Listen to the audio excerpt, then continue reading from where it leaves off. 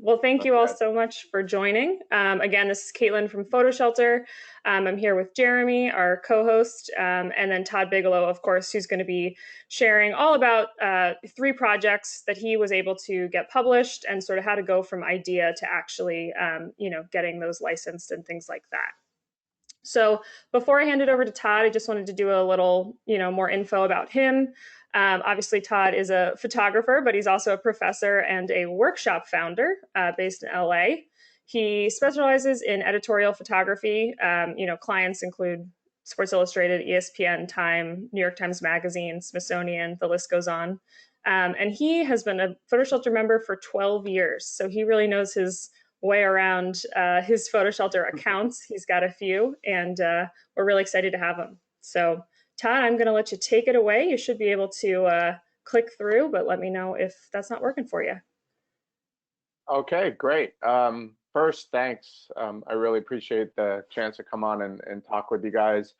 I have been with Photo Shelter for 12 years. One of the reasons why I thought this would be a really good idea to do this project is, for me, my archive and my platform, which of course is hosted on Photo Shelter, actually plays a really key role in how I go about getting my projects looked at, distributed. It's part of the pitch process. So we'll talk about that a little bit, but it is an important part.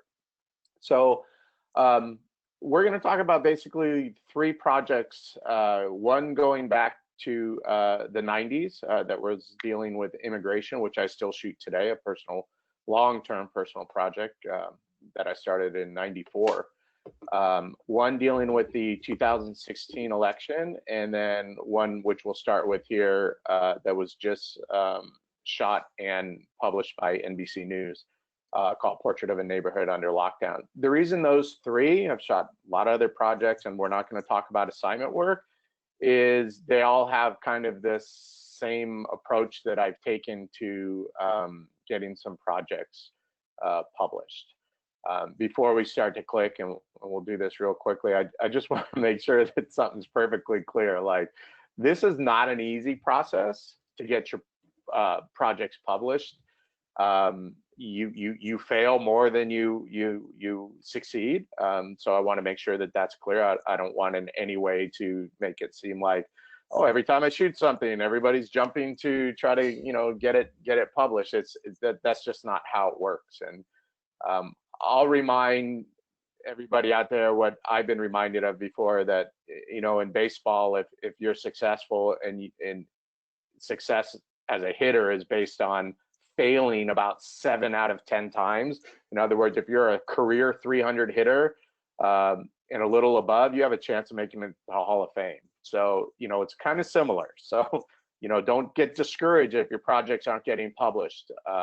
But let's look at some of those that have. So first and foremost, this project, the reason I started shooting this project was, like everybody else, we're dealing with an incredibly unique situation. So as a longtime photographer, working with a lot of different publications, I've covered disasters all over the world, from profiles in Bosnia and Croatia for the LA Times, dealing with war zones and so forth, to disasters all over the country, hurricanes, tornadoes, earthquakes, fires, floods, you name it.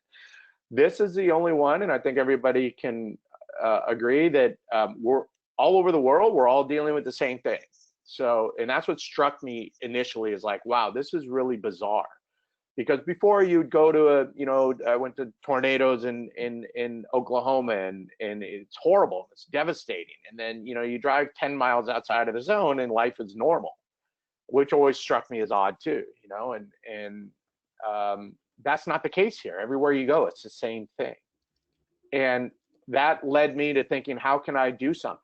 Well, my neighborhood, this where I've lived for 26 years, just became as important as any other place in the world, right? I mean, that's literally how I thought about this. This is what's going on in my neighborhood is going on in other neighborhoods. So I decided to, for the most part, just get out and start to look at my own neighborhood. And I walked. I put on a mask.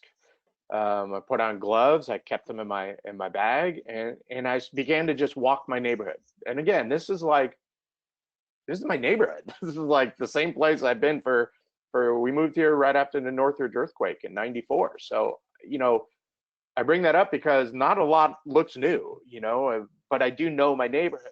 And I began to go out and just photograph whatever, let the pictures come to me, and talk to people. And when you talk to people, obviously you can find out things that are going on. So this image actually was produced after NBC ran the project, which I'll mention. I think is important because I don't stop a project if somebody publishes it. I think if it needs to continue and there's more to tell, I just keep shooting it. Why should it stop, right? So in this one, it actually came after because I had photographed somebody at another image that is coming up that mentioned, oh, have you been over to the church that's right not far from where I live in my neighborhood, West Hills? And I said, no, it's really interesting. The pastor is just holding his sermons, but with nobody there. So they're live streaming it and so forth. So I reached out, and the pastor was extremely nice and said, please come by on a Thursday night. It's me, one video guy, and two choir people. And we're all socially distanced and so forth. In this photo, when Caitlin and I were talking before, she had commented that she liked that I was behind the pastor. I do want to point out I am behind the pastor. I did not set up a remote, although it did occur to me it would have been a good idea, but it occurred to me after, so that wasn't any good.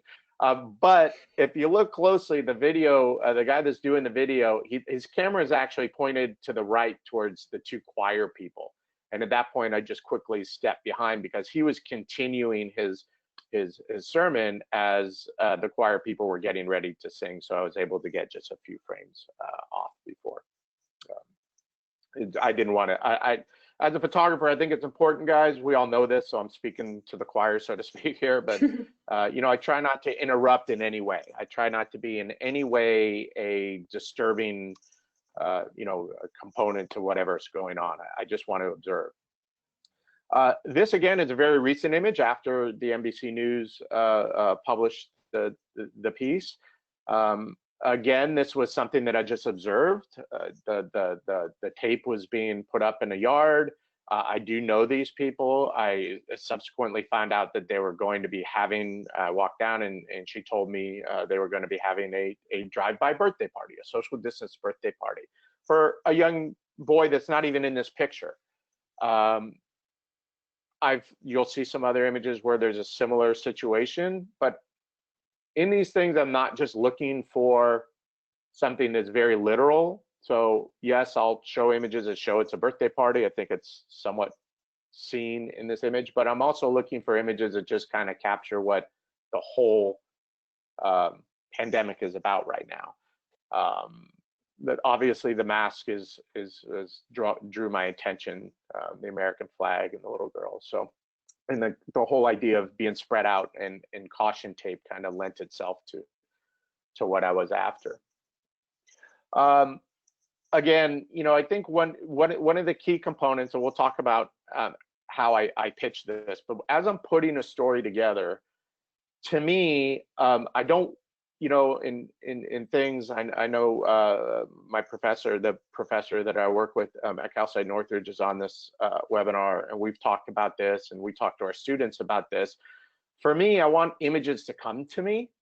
That's very important that I don't preconceive a lot of images, because I think when you preconceive things, you go in and you might capture that image if it's preconceived, and then you feel like that's it. I got the image I was after, and perhaps you call it a day, or you let your guard down, and you're not. You gotta let those moments come to you. So in this situation, this is somebody that became an important part of this story. She's a single mother. She actually was a high price, a very good salary for working communications for food companies, actually. So she was working on getting messaging out about the COVID crisis for companies that hired her marketing firm. So she's juggling work at home when the two kids that she has were sent home from school. When I found out that was happening, I just asked, I said, listen, if I don't in any way, shape, or form interrupt or anything, and I'll put on full PPEs, I have a gown, I have gloves, I have booties, I have masks, can I come in and just hang out? And she said, of course. Yeah, I think that would be important. She literally immediately understood what I was trying to do. And so I did. I just hung out. I really had no idea what I'd find. And this was an image NBC also ran that I think was, to me, I really like it because it exemplifies her as a teacher that's trying to go through a lesson plan, when little Brooklyn here is thinking of her probably more as mom. And at the same time, she's literally juggling, work and a meeting and everything else online. So again, the chaos of what this pandemic has done to the community was exemplified right here in my own neighborhood, just behind closed doors. I had to find my way in. And this is her son that was attempting to do exponential 8th grade math. And he asked me for help, and I literally had no idea how to do it. So, do you start inside the parentheses or do you start outside the parentheses? So I had no answers for him. And, just a very humanistic type of image. I think we've all been there. You get frustrated. And again, this is I didn't know what to expect. I really, I don't know how they're handling their schooling or anything like that, but it's hard. I mean, these kids now are being tasked with really trying to school themselves. Yes, they go on Zoom, but I've found out that they're not in class all day long. They're basically showing up for certain hours and so forth. So again, just letting those pictures come to you. Letting the story develop in its own way is another key thing that you'll see that as the first stage of anything, how to get your projects published is you gotta come up with the images.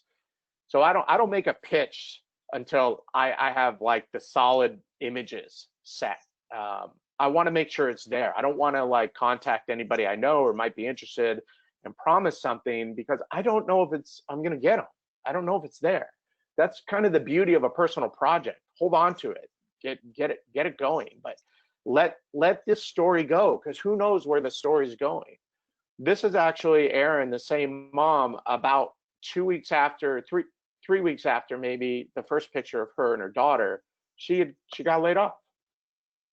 And her 6-figure salary is gone. And this is her first time trying to figure with her mom how to apply for unemployment insurance in California. The system was overwhelmed, all that type of stuff. So again, conveying to her that after I had shot, that I certainly would like to continue on. If you can keep me in mind with what's going on with your life and you don't mind, maybe I can drop back in. And that's the only way I'm able to access these images. So understanding where my story is going and what I'm trying to tell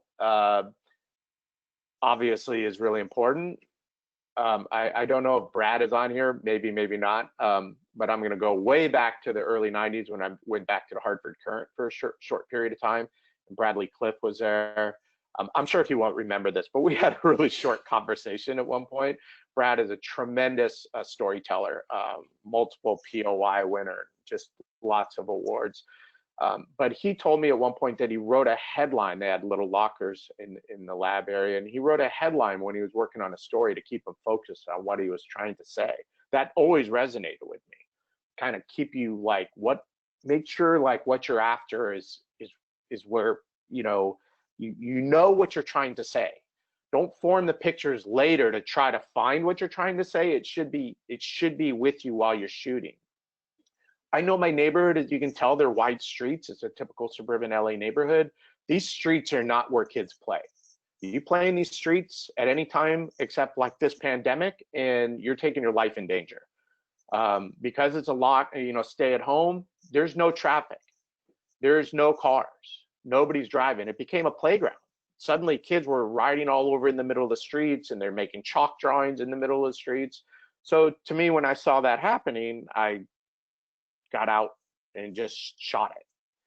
But it was an important part to this because it was, and it, to me, it goes beyond the surface picture. So this is an important picture. It is from my neighborhood. It is a neighbor. But this is also something that is almost expected.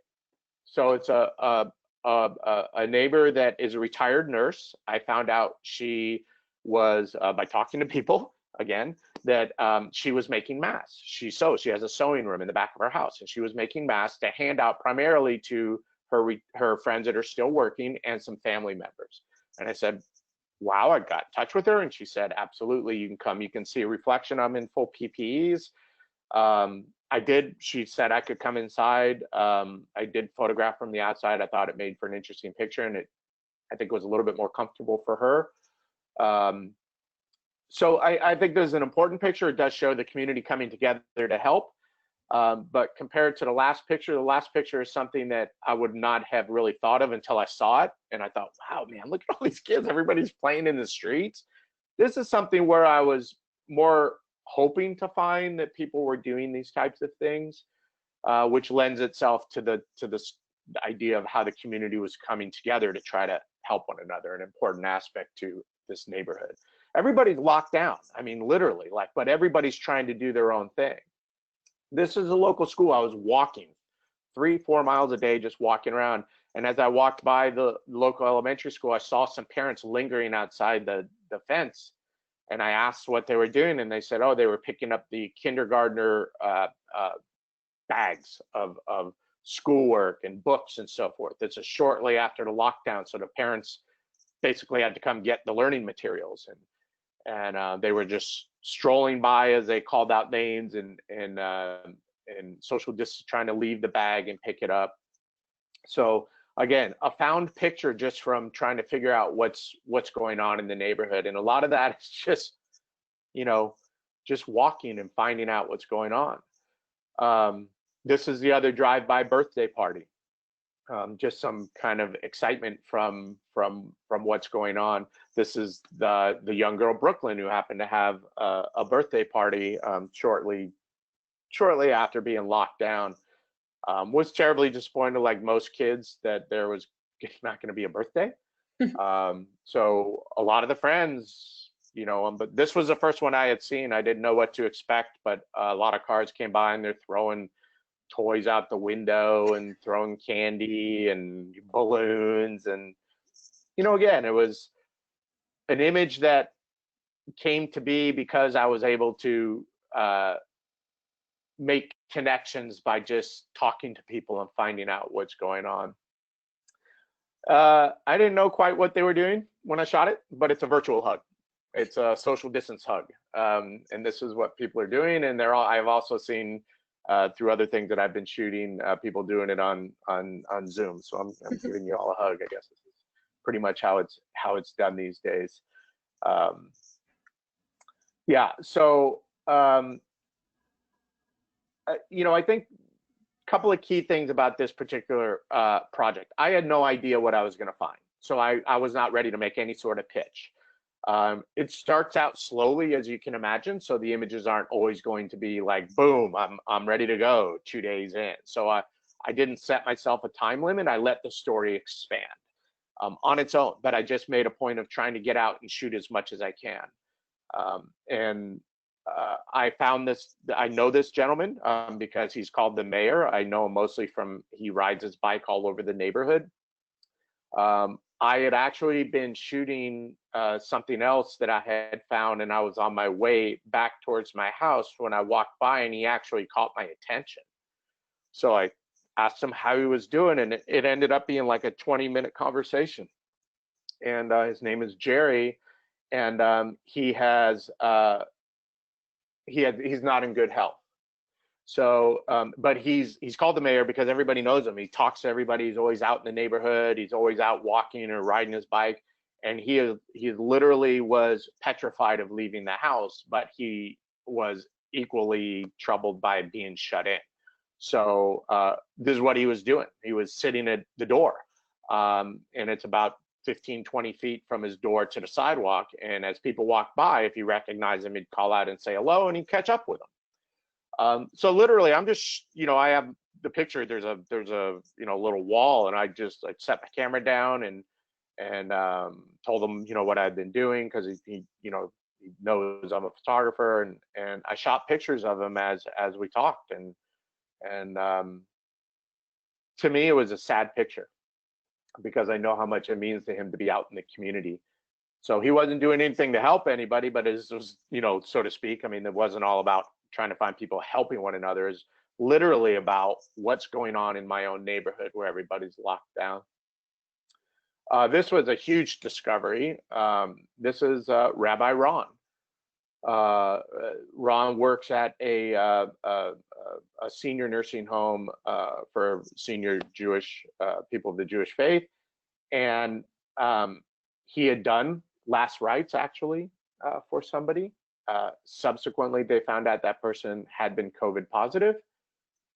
He went into self-quarantine. He did get tested. He did have symptoms. So he developed the cough. He developed a slight fever. And so he got tested, and it turned out negative, thankfully. In that time frame, he was doing his morning prayers on his front porch. I was able to photograph without being in any sort of, disturbing him in any way. He was fully aware of me and what I was doing. I explained it. And this was, I have a whole series from him going through his morning prayers.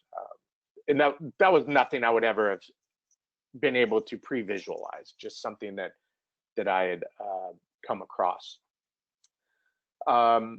This is something that, an image that I like a lot. I don't know if it resonates with everybody, but to me it does. This was one of the early pictures.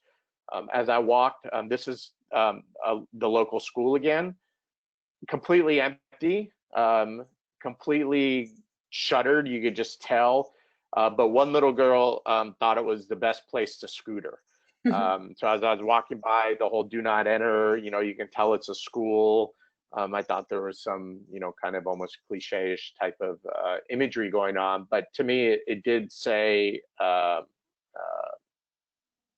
the schools had been shut down, that everything was kind of shuttered and lonely, and people, no one was around. Which actually, I think, kind of, before we go forward into the next one, we'll stop. But let me say one other thing. So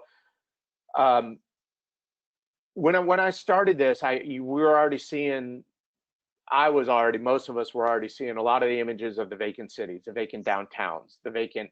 I saw, what does it look like in Vegas? What does it look like in LA? What does it look like in Manhattan? What does it look like in Singapore? What does it look and man, some terrific images. I mean, there's no doubt. Like, some of them were like, whoa, these are amazing. But what I didn't want to do was repeat that. So as a personal project, if they're not at work and they're not at school, they're all in the neighborhood. They're all home. So why not find out where they were going? And that, again, that was a key component as to why I decided to just literally shoot right here. Definitely. Todd and I remember when we were first talking, you said something that really resonated with me, which is, don't try and compete with the daily. And I think exactly what you just said. There are all of these empty, very busy places that are all now empty, but knowing that that's already out there, choosing a different kind of path to go down, I think was really successful. Yeah, if I could just comment on that real quick, you're absolutely right. That's I'm not going to compete with Getty. I'm not going to compete with the AP and AFP and everybody else and Reuters. I mean, kudos to them and the amazing work they've been doing, because it has been amazing. But I go out and I'll shoot protests when I feel they're newsworthy, but more just for myself. I'm not expecting those to get placed, because quite frankly, the market is not there for for that type of quick placement from an individual photographer. You need to be on assignment for that type of stuff. So when I'm shooting a story like this, I have to find some way to tell it in a way that is going to get beyond what is being done in the daily news cycle. I can't compete with that, nor do I want to compete with that. I want to find a different way to tell it. Right, right. I think we're going to just pause for a second and let Jeremy answer maybe a question or two from the crowd here. So Jeremy, feel free to take it away. Yeah, Todd, we're getting a couple questions about just your pitching process. Specifically, you can speak to, I guess, the first project you walked through, and questions about like permission as well. So maybe you can walk us through the process of how you shot and got permission for these photos, and then how you pitched it and kind of the full story there. Sure. So, okay. So from idea to publication, the idea we've talked about. So, but you can't like overlook that, because I think it's like building a building. If your foundation is weak and your photographs aren't there to support it, it doesn't matter how good your pitch is. In fact, it can almost make it worse, because if you could write a great pitch, you can really sell somebody on an idea, and then when they see the photos, you gotta have the foundation first. So don't discount the idea. Come up with a good idea and make sure that you first create the images. That's my suggestion to you, because I think it's a very detrimental thing to pitch an idea and then not be able to deliver. And as you saw with this first project, the last one we just showed, there was a lot of access issues. So I don't know if people are going to let me into their homes, and I don't know if people are going to, call me fake news these days and get out of here, whatever the situation. So as far as the permission goes, it's pretty straightforward. So I'm not going to go into the legality of it. I'll touch on it real quickly. I make it clear to them that I'm a photojournalist, and I'm working on a personal project, a documentary project, to show what's going on in the neighborhood. That's it. I mean, that's what I'm doing, right? And I hope to get it published. And I don't have any place in mind at this point, but I'm just working on the photos. And would you mind if I photographed you? I met with very little resistance. Everybody really thought it was a good idea. The first woman that I found that was making masks, she absolutely agreed. She said, come over, you can come over tomorrow. I'm doing a whole thing. I have it all laid out. And I was excited. And then she backed out because her son told her she's in her 70s and she smokes and she has some bronchial issues, and did not think it was a good idea. So of course, no problem. Okay. So, but as far as getting the permission, I would just simply ask. Okay. So, I don't need any model releases because I'm not doing anything commercial with this. And, we talk about this in classrooms and so forth, but this isn't an editorial use of an image. So no model releases. So I didn't have to ask for releases. The pitch. Okay. So once these images started to come together, I work with my agency. I'm blessed to work with a wonderful editor executive director at Contact Press. Works with a small group of people. He liked the idea. He helped to kind of keep me focused and drive the images forward. And this is where Photo Shelter really comes in, man. And even if people have other platforms, just keep your platforms in mind, right? So what I'm doing is I'm shooting, and basically usually the same day, I'm gonna run my images through my workflow. I'm gonna run them up to my site in an unlisted gallery. In each one, I would basically say, woman making mask, right? And those are unlisted, and that's the full take. So basically anything that hopefully is in focus. So everything goes up. But from that, I'm gonna actually then I'm gonna call that down into a selects edit. It's gonna be a loose selects edit, but it's still gonna be a selects edit. That selects edit gallery still totally unlisted. My editor has a look at that. Okay, so he can look at that, has full access if he wants to download them, do anything, and we can decide kind of how the images work together before putting them out there with anything. Okay. And then we'll move the ones that really work as a whole, even into another gallery that's unlisted, that is more of like the final selects. Okay. So that enables me to work with somebody. Now, if I'm working on my own, and if you don't have somebody to work with to help you put this together, I'm going to do it exactly the same way, so that I have all my images on my site, because that's the backup, right? I mean, of course I have them on a drive, but that's the backup. Then I'm going to make a select, and then I'm going to kind of make like, these are the ones I would love to see published, right? Because this is my personal project. I'm going to hopefully have as much say into what gets published as possible. In addition to that, the one thing I do that maybe is a little different is I have a blog.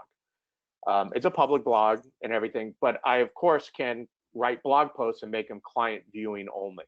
That means they're not available for somebody to just land and scroll through my blog and find it. I do that for a couple of reasons. So I write about what I'm photographing. I write it in a way that is basically the pitch, but also kind of, tries to get across what I'm saying in words as well. Usually not very long, but it's basically the pitch. And then I can lay out my photographs in full, display, the ones that I really like. I use that link in the email pitch. Okay, so that's part of what I do. Again, it's not public, because my images are not going out on social media as I'm shooting. They're not going anywhere. I want to keep this quiet. I want to because one of the first things a publication is usually going to ask is, if they're interested, is, has it been published? And I basically want to say no until it's been published. So once all that's in place, then myself, my editor, whoever, we will begin to think about who would be interested in this. And we're talking now, some of them are cold emails I'll send out. People I haven't worked with, publications I haven't worked with, websites I haven't worked with, and of course, places that I have. And we send those out with a short little pitch. Keep it concise. Don't write, a 6-page book, man. People, these editors you got to hit them quick, right? So you got to know what you want to say. Try to tie in, something that is really timely and unique about it. And I include a link over to my blog posts. Okay. Oftentimes, I'll also include small thumbnails that are watermarked, just to give them a little tease of a couple of images. And that's basically it. And then you see if there's interest, which there was, and it came back. There was quick interest on this one, because I think it was a little different. And it became a, what else can we look at? And that's where, since I already have those images up in a gallery, there's not going to be a pause. If somebody's interested, man, I'm probably going to respond back pretty quickly. If not, Jeffrey at contact. But whoever's handling it, it's going to be a quick response. And if they want to look at more, that selects galleries already there. So what we like to do, what I like to do is try to pitch the exact images you want. But the reality is that oftentimes most of the time some control is desired by the publication, and they want to see a little wider edit. Great. That wider edit is going to be my selects, and anything that's in there, I'm happy with. Okay, maybe it's not every image is my first choice, but welcome to the world of getting published. You better learn how to compromise to some degree, but still with images that you're happy with. And I'm going to send over that link, and with PhotoShelter, I can just create a whole nother password access. And that first password access will be view only. Okay, so there's no downloading. And then if if we talk deal and they decide to license it, then I just flip the switch and they can download from that what they need. Real quickly, the money, since I'm sure everybody's out there going, man, he isn't any money, and everybody wants to know about money. I'm happy to talk money. And I know there's some people out there that have been in my workshop. I put up slides. I'm happy to talk about it. I mean, I think that there needs to be transparency. Out of respect to publications and so forth, I'm not going to talk exact dollars, because it's going to depend on a number of factors. The project that ran with NBC, they did a very nice job. They ran, a dozen images, well displayed, super happy, great communications with them. Anywhere from that dozen images, I think a fair fee is, $1,500, $2,000, something like that. Even so, if you really like it, they're doing a great thing. If and leave it up to you. If you go down to 1,000, okay, that's, it's always better to try to get the maximum amount. Some will say, oh, 2,000 is not enough. I know. been in this profession a long time. I'll have one photographer say, oh, you should get 5,000. And one photographer say, I'll take 350 to get it published. Okay, so it is up to you, but I encourage you guys to make sure you value, value your work.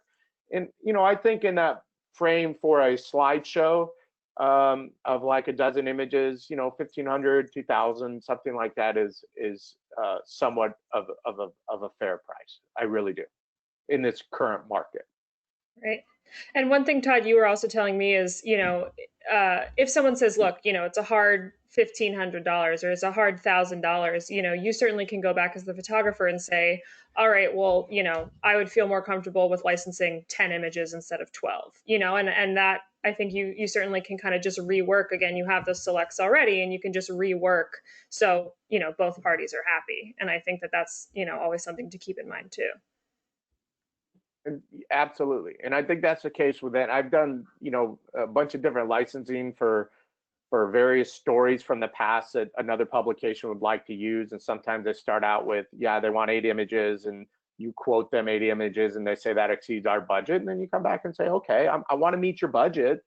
Can we take it down to 4 images or 5 images, or to find a compromise? And if they say, look, we really want the dozen, then, you have to make that decision. Ultimately, we're here as visual storytellers to tell our story. So if it doesn't get told, we all get bummed. Right. Let's be real about it. But we also we all need to make money. We all need to pay for our gear. Everybody, hopefully, on this webinar is clear with that. I don't think it does anything good for yourself or the business to really the profession itself to give away your work. And I have, it's not a situation with those that I've worked with, but there has been projects in the past that has been pitched around and people are very interested, but they tell you they have no budget, and I'll usually move on to try to find somebody. Mm-hmm. Right. Well, feel free to take it away. Just so everyone knows, again, we are recording this. There's a chance we might go a little past the hour that we've allotted, but we will keep going. If anyone needs to pop off, that's no problem at all. But we'll have the Q&A, kind of a longer Q&A at the very end. So Todd, feel free to continue. Okay, thanks.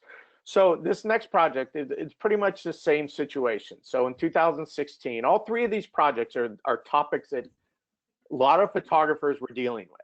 So immigration in the 90s, and again now, of course, it's very cyclical. This is a story that's related to the 2016 election, right? So everybody's out shooting election events and trying to find election stories, and myself included. So when I'm doing a personal project, I'm looking for something that relates to me because, one, it'll get my butt out the door to go shoot if I'm interested in it. So having covered immigration for so long and having done something for Time way back in the day with immigration services and so forth, naturalization services, I started to read some stories that related the fact that leading up to the election, there was a massive surge in people trying to become citizens out of fear for some of the rhetoric that was coming from Donald Trump at the time, that he was, a Muslim ban was coming, that, talked widely and disparagingly, against certain ethnicities and about building the fence and so forth and so on. So as a result of that, there was a tremendous surge. The LA Times had written about it, the Washington Post had written about it. So I thought, okay, let me go see what the surge is about. So I reached out and I got permission to go to a naturalization ceremony. And that's where this story began. Okay, so the first thing I did was get permission. I explained, what I was looking to do. I'd done this in years past, hadn't been in a number of years, much more restricted what you can do. These are federal courtrooms, even though this was held in the Los Angeles Convention Center and there were upwards of 10,000 people. I was basically had to stay in a little box up towards the front of the room, the courtroom. So made the pictures the best I could with the restrictions that I had. And as people started to leave, this is them all kind of lining up. They had to come up to like this spot on the floor where they could then approach the bench, get their certificates, and proceed out of the convention center. So I'm photographing this, just, I'm sort of overwhelmed by the number of people, and I'm looking for, interesting sort of telling images. But again, I'm letting like the story develop because I really don't know really what I'm doing yet. I don't. I mean, it's like, it's funny to say that out loud, but it's like, okay, like, is there something more to this than just shooting a naturalization ceremony, putting it up on my archive, and maybe licensing images at some point, you know, related to, you know, becoming a naturalized citizen. So this is as they're almost exiting the convention center. They're on the side of the building and they're leaving, and of course, there's a lot of cheering families. And if you've never been to one of these, it's extremely emotional and just a really cool thing to witness. And the last thing that the judge actually instructs the 10,000 people to do is to take this oath that they've made to become US citizens extremely seriously, and that there is no more of a democratic process than to vote. Okay, and that ultimately is what this was about. Like, why was this surge going on? They wanted to be able to vote, and they wanted to be able to feel secure in this country at a time when there was a lot of concern that was going on. And then I walked out the doors, the final doors, and was like stunned because I had no idea. I thought I was just leaving. I would eventually make my way over to my car. And what it was on one side of the big courtyard outside the main doors was the Democratic Party, and on the other side was the Republican Party. And as the mass of new Americans came out, they were just verbally assaulted with offers to join their party, the Republican Party, the Democratic Party. And there's just shouting going on, congratulations, and have you registered, and please register Democrats. And they would use every pitch that they could.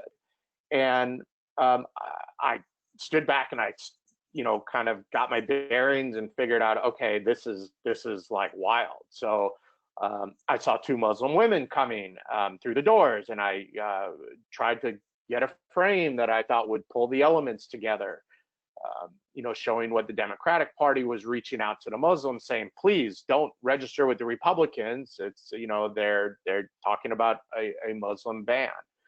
And this was their pitch. This is how they were literally like holding up signs with you know, the universal no sign with Donald Trump's picture in it. And the two women that were working for the Democratic Party were trying to reach out to these women. On the Republican side, if they were able to, you know, get somebody to stop, they would quickly try to steer them, which is what the lady in the white shirt is trying to do, over to the table and quickly get them registered. It was madness.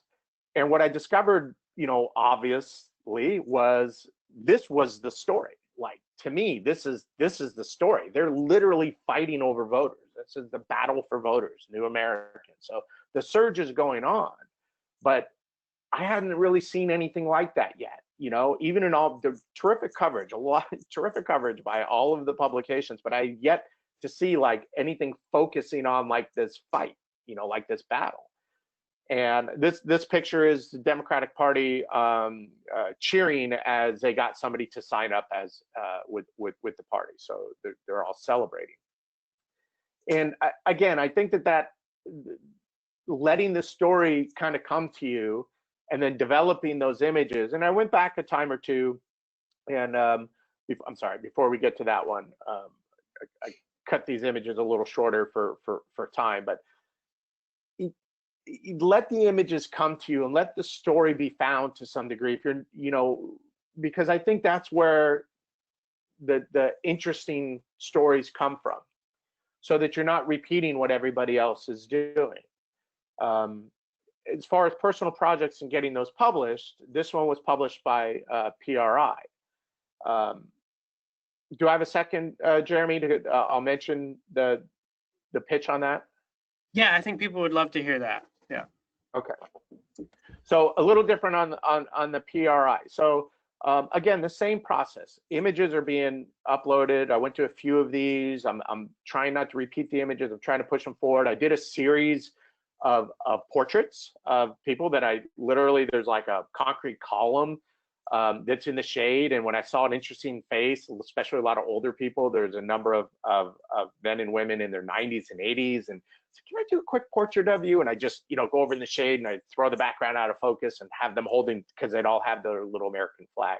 I didn't throw those in here, but they were part of the project that was published. Once all that was ready, I started to make the pitch around. We got some interest from places that are well known, that were not paying for them, and I want to keep value on my work, so continue to look. This came from a cold email, so I talk about this in my classes, in my workshop, and so forth. I don't know what to say, except I'm out there doing the same thing as everybody else, right? I'm grinding, I'm trying to develop clients, I'm trying to find places for my work. It's a grind, man. You just gotta be accepting of the fact that it's just part of the process. So I found that PRI, I listen to NPR, I hear a lot of PRI stories, had an immigration initiative going on during this election. I believe they still do. It's called Global Nation. And I went and I looked at it and I thought, wow, they're publishing some pretty cool stories. I should reach out. So I do my sleuthing around like I normally do, and I can't really come up with who it should go to. So I send it through the contact form on their website. And I literally just, a very short pitch, no images attached. I don't even think you could attach anything.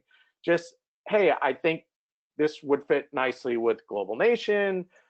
This is what I worked on. I know there was a couple bullet points referencing major media covering this topic. I got a reply saying, thank you. This sounds interesting. We're going to pass it along to the editor that actually handles these things. And then I got a reply from the editor who said, can you tell me more? And then the pitch went back and forth from there. And they ended up stepping forward and actually asked if I could write something. And therein lies the benefit of being able to say, not only can I, it's already done.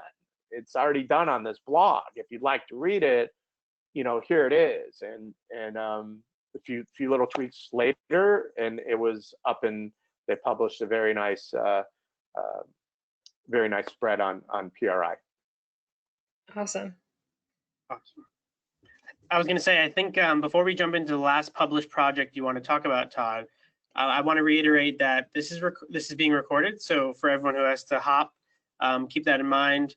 And we'll be releasing that early next week for everyone who has to leave or for everyone who missed this. We will be taking more questions, so definitely stick around for those. I know people are excited to hear more about, how you find contacts, who you're reaching out to, stuff like that. So keep that in mind, Todd, as you run through your last story here, and go for it whenever you're ready. Will do. Definitely. We're going to definitely touch on that. Okay, so real quick, we'll move through this a little quickly so we can get into our a little bit more Q&A. Okay, so let me go back. So on the, sorry, there's a little bit of a lag on this. On this last project, same situation, guys. So everybody's covering immigration, right? I'll cut this story down to what you really need to know. Everybody in '94 was covering immigration. The border was kind of still the Wild West, and I'm gonna, there's been a lot of photographers that have done amazing work. A quick shout out to Don Bartletti if he happens to be on here, and a lot of my colleagues know him. His work inspired me. Pulitzer Prize winner from the LA Times, covered a lot of stuff on the border, and his work inspired me to a point where I wanted to find out what was going on down there in the early 90s. The Clinton administration put out a new program called Operation Gatekeeper, where they were going to swarm the border with agents, and it supposedly shut down the border, especially in the San Diego sector where there's a lot of media and so forth. And they literally had it on TV. It was kind of a, it was a made-for-TV moment. So, not believing that the border had been shut down and looking for a way to tell the story, I decided to venture far out into the eastern county of San Diego to find out what was going on my own, and again, talk to people. And I ended up at this town hall type thing, and somebody told me I should talk to this guy named Bob, and I said, okay, sure. Like, somebody introduced me to Bob. And I got introduced to Bob, and he, very nice gentleman, but again, out in the rural parts, you know, salt of the earth type guy. And he definitely said, you really want to know, here's my address. Come out next weekend. You can come on Saturday.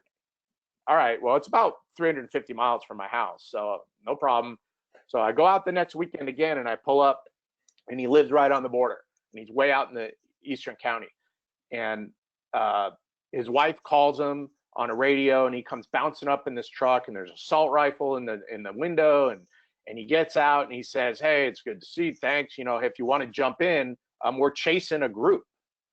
Now, I had no idea what was really going on. I had no idea if I was going out to talk to this guy or I was going to go out and photograph this guy. I really had not a lot of information because you don't want to come on too strong at first. You don't want to, you know, you want to ease into this. So we drove out on this road and we stopped, and I kid you not, like the brush stood up. There were 3 guys with what they call ghillie suits, and they were covered in brush, and they stood up, and they were in camo, and so that's how I discovered these guys. What they were doing, and we start along this is an image that's kind of been published widely along the U.S.-Mexico border. This is in San Diego. So this was how the story began, and there's a lot of kind of wildness. And then I was introduced to Bob here, and I didn't start shooting right away. I explained to him what I was doing and what I was interested in. Again, like, how do you get that access? I just told him I was looking to tell the story of what might be going on out here. And he's lived along the border his whole life. And he said, we've had this issue, but not like this. Because they started that program in San Diego, we're getting 1,000 people a day coming through my ranch, and I can't deal with that. So he started his own border patrol, his own vigilante patrol, for lack of a better way of doing it. And he allowed me to come down and hang out. And I continued that story on past when it was published in the New York Times Magazine. And we'll get, this was actually on the day Obama was inaugurated. It was a separate story that I was doing with another agency at that time, where we did the 44 photos for the 44th president. We pitched, and an Italian publication jumped on it. And I decided I'd go spend that inauguration day with this same gentleman, 14 years after I had photographed him originally. So I continued to kind of spend a little bit of time photographing him. This is one of his patrol that had come across a vigilante in the rain. A migrant in the rain, and was holding him until the border patrol arrived. This was very shocking to me, needless to say. And I knew I was obviously onto a story that had not been told at this point, and it had not. The Time Magazine photo editor on the West Coast, Martha Bardak, reached out.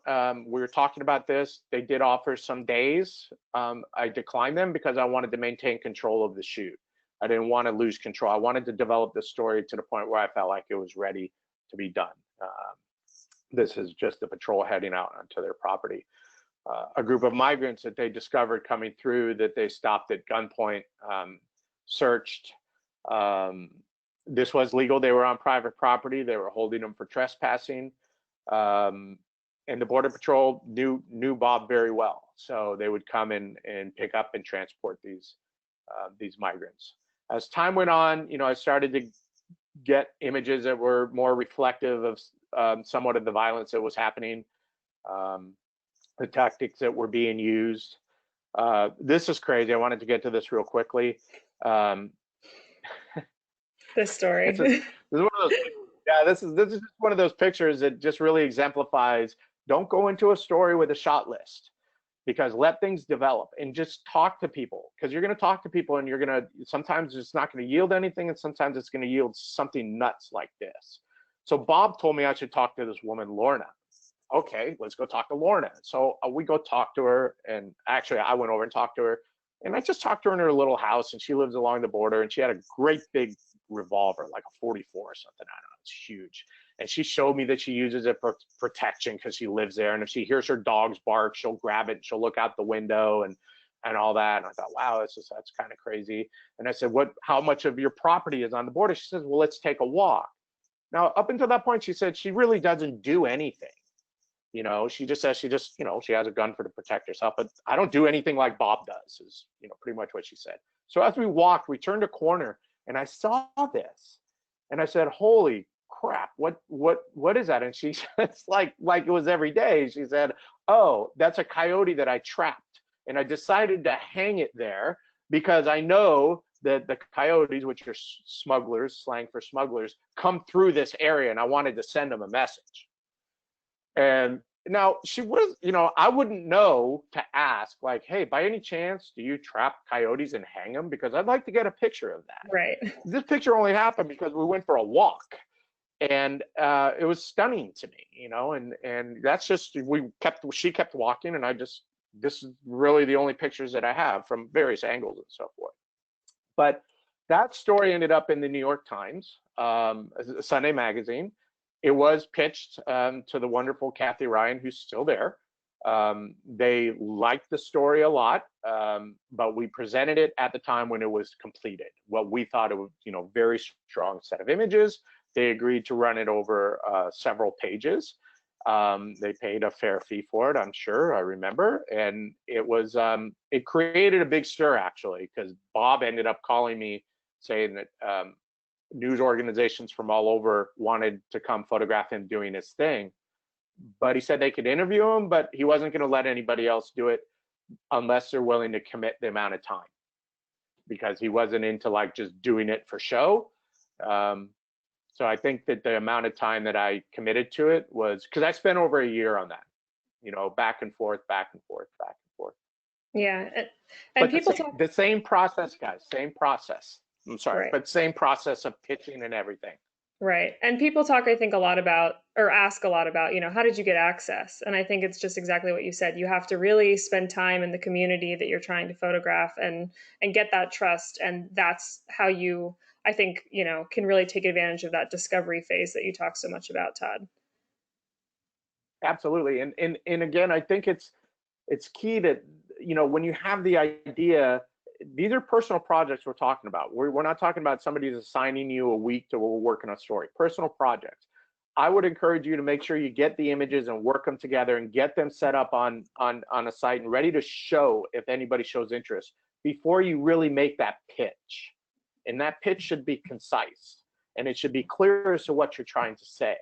But you got to be able to deliver on the images, right? And it's not going to, of course, it's not going to appeal to everybody. We're pitching. I'm working on 2 other stories right now related to COVID. One is being pitched around. We haven't gotten a home for it. We might not get a home for it. I mean, that's just the way it works. But the images are solid. But that isn't what it's always about. I mean, it's just remember your pitch has to be. You have to deliver with the photographs, right? And use your platform to get people tied in, so that they can see how the images maybe display large. And also if an editor says, hey, can I see more?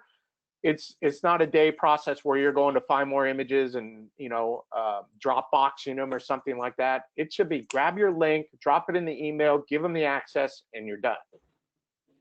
Right. Thank you so much, Todd.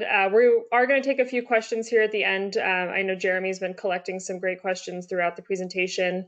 Again, just a reminder, this is being recorded, so if anybody needs to hop off, I know we are going to run a little bit over time, but feel free to hang out with us. I think there's some probably great questions coming through. So Jeremy, feel free to take it away. Yes, absolutely. Todd, we've had some questions about getting the right contacts. For those who haven't been published in the past, for those who don't have established connections, who do you recommend reaching out to? How do you build a contact list, for stuff like this? Okay, so it's a good question, but it goes to the heart of what freelancing is about anyway. So I mean, this is something that I try to stress to anybody that I talk to, whether it's classes, workshops, whatever. Anything. So first and foremost, you have to get out into your professional community. So attend workshops, attend seminars, Northern Short Course for NPPA, Eddie Adams, obviously, that launched my career. I went to the 3rd one, so that tells you I'm old, right? There's, Palm Springs Photo Festival. There's Missouri photo workshops. There's all of them. And I'm not picking anyone or leaving anyone out. Just off the top of my head, there's just countless workshops, Photo Fusion in Florida. There's on and on and on. But these are conferences where you can go where there are going to be professional reviews. Every one of those, I know that there are professional reviews at. I've reviewed portfolios. You're going to meet directors. You're going to meet creative people. You're going to meet photo editors at those. They're asked to come and speak on those panels. Go meet them. Show your portfolio around. Okay, so there's one way. This is a little bit more, I see more resistance to the idea I'm about to throw out there, which is get on a plane and go to New York if you don't live in New York, or go to DC, or go to wherever there is enough people where you can actually maximize your time to go introduce yourself and show a portfolio in person on your iPad or whatever device that you don't just show your website, because if you get in to see somebody, you should make it look a little bit different. But this is something that, you know, I did to build my freelance career countless times, man. Staying at the Portland Square Hotel in Midtown, which was a tiny little place on like 47, just because it was cheap and close to everything. And I would go show my work, you know, and so you can still do those things. It's great to put a face to somebody, you know, for an editor. You can obviously through social media, okay? And there's cold contacting. So I've done that. I have slides that I present that talk about literally other photo editors being interviewed in PDN and other places saying, if you want to reach out to me, you can email me. So you have to go on their websites and try to find the email. Perhaps you want to pay a subscription to Agency Access. It's about $600 a year, right? But you're going to get their database with full contacts and all sorts of different professions, right? And before you say I wouldn't pay $600, that's kind of like one assignment, you know, in the magazine world, publishing world, basically, right? You get, you know, maybe it works for a year and then you don't renew it, whatever. But I use LinkedIn all the time, you know, so I'm connecting with people. Once you connect with somebody on LinkedIn, you do have a contact through them. It's not always their publication contact. It might be their personal email, but yet it's still a contact. So, I mean, there's ways to do these things, but again, it's going to be a grind. But those are the things you need to be doing anyways. Don't wait until you have a project to do it. That's how you're going to develop your clients anyhow. Solid advice, Todd. Thank you. Another question here. Yeah, I wrote down a bunch of great questions, so I'll pick a couple more here. Can you share your process about how you leave room for discovery when you're storytelling? Well, I don't know if I leave room as much as I just kind of let it happen. So I might know what the story is. So in the COVID piece, in the neighborhood lockdown that NBC News published, I knew I wanted to tell the story because, hey, if it's happening in every neighborhood all over the world, so why not my neighborhood?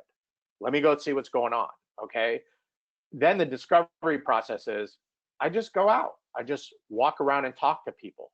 So I guess what I mean to answer this as succinctly as possible is, don't develop like a shoot list.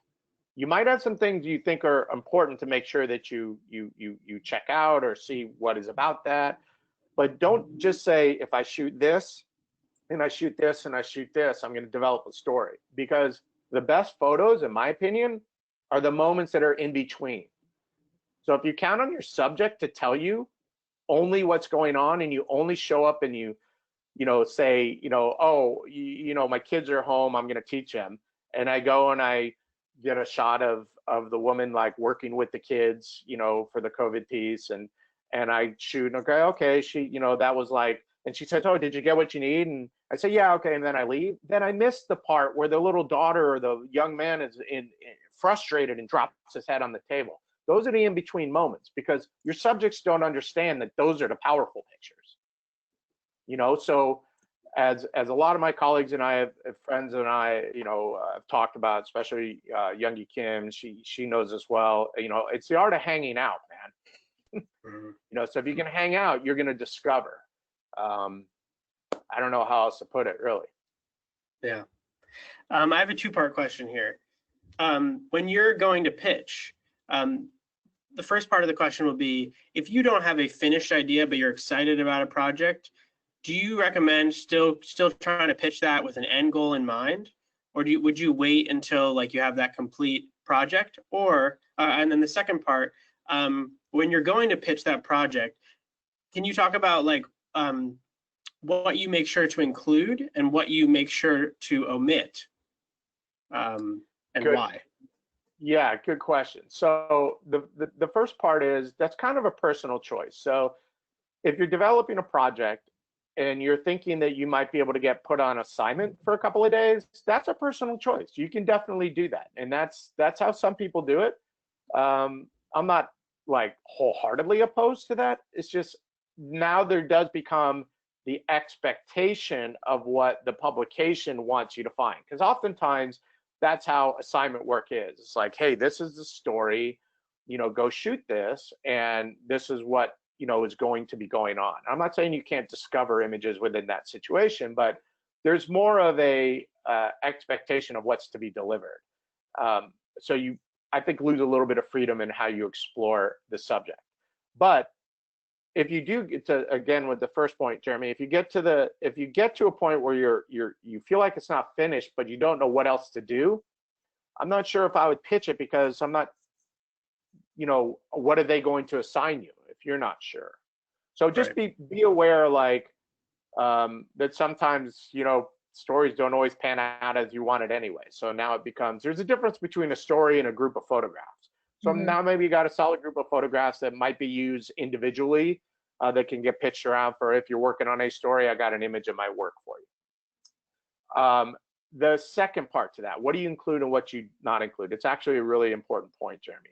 So when you're pitching a project, so when on my blog, I don't put people's names, and I actually keep it pretty vague as to where what, okay? Because it's happened to me. I've had stories that I've pitched. I've had those stories, not accepted. Story ideas, more like story ideas with, partially developed, and then assigned elsewhere. Okay, so I try not to over pitch an idea with exactly what everything I've shot and where things are going on, and to take it outside of, say, a kind of social issue photo story. If you're going to pitch a story about a particular person because it fits a good publication and you have access to that person, I would personally keep that person's name out and just refer to them in generalities as an expert in this field. They're extraordinary. They've been profiled in all these other publications, until you're sure that you get that job. Because that's actually one instance where I did pitch a story to somebody I had access to, and they loved the idea, and then I never heard back, and then I found out from the subject, who was contacted by another photographer, and the subject said no thanks. So it is what it is. But so that's a good question. And what I do include is anything that I think can hook them, to the particular story. What makes what you're doing particularly interesting? I think we could take one more question. Is that all right, Caitlin? Yeah, I think we're all right. Okay, cool. I know there's still a bunch of people sticking around for you, Todd. So I appreciate it. What's your best advice for taking rejection personally and, not taking that to heart, handling a moment of rejection when you're going to pitch? I usually drink. No, I'm just kidding. Totally kidding. No, you know what, man? I mean, and this kind of probably goes back to me getting on a plane and going to New York and going to DC. There's plenty of times when I've shown my work and you just realize, wow, that did not go well. When I review portfolios at various conferences and stuff, I'm real. I'm going to be honest, but I'm not going to be mean, because I have no interest in I have an interest in trying to maybe help somebody, but not hurt them at the same time. But your feelings will be hurt. Okay. But, you just got to develop a little bit of a tough skin, because it's not personal. Again, like right now, I'm having difficulty in finding a place for the second story that I've worked on. Is it personal? No, nobody's, there's just a million reasons why, places won't, take a story. So if anything, try to flip that quote unquote rejection. It's something actually I've told my son many times. The success is not paved on that straight road. Everybody here should know that by now, and especially in freelance photojournalism, man. My son isn't going into that field, but already he's met barriers in his life, and I've explained to him, you got choices. You can go around the barrier, through the barrier, over the barrier, under the barrier. You can sit there and frickin' whine about it. So your choice is yours, but I suggest you find a way past it, and don't take it personally. If anything, use it as fuel to try to find a home for it. But rejection is part of success. So you're gonna have to get used to it to some degree. I've been rejected plenty. Yeah, thank you, Todd. Yeah, for sure. Awesome. Well, just a teeny bit of housekeeping here as we wrap up. If anybody is interested in checking out more of Todd's work, obviously we only touched on a very small amount of it with these 3 projects, so feel free to check that out at toddbigelowphotography.com. He's got some really amazing stuff, great stories, in addition, to the ones that you all saw today. We also have a brand new guide out. It's kind of COVID focused, if you will, all about stuff that you can do in your house. I know many of us are still under stay-at-home orders.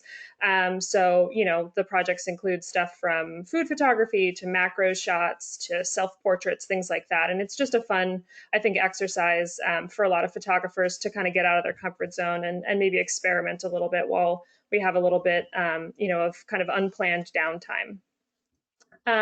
And then the last thing is just to mention, next week we actually are taking a break from webinars. We've been doing these every Friday, but we're going to kind of take a break, get our summer schedule set. We've got a lot of really, really exciting webinars planned.